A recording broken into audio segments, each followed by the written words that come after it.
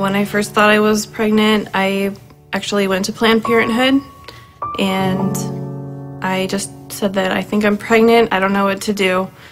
Under my circumstances of drug use, I scheduled for an abortion. When I showed up, there was no record of me ever having an appointment that day or time, and they said I was at the wrong location.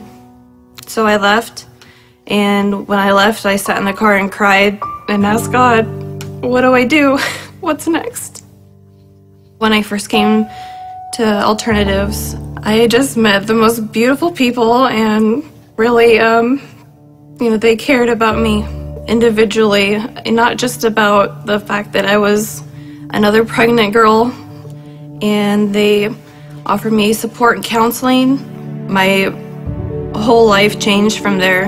I was not concerned for self-medicating anymore. I wasn't trying to forget about anything, and I felt like I had a new life again. So from then, I was just focused on taking care of myself again and mending my life and taking care of my body so that my son would be really healthy.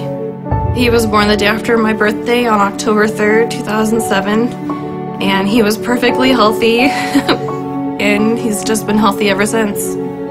These things, God just had the plan, and He made the road for me to get to where I am today.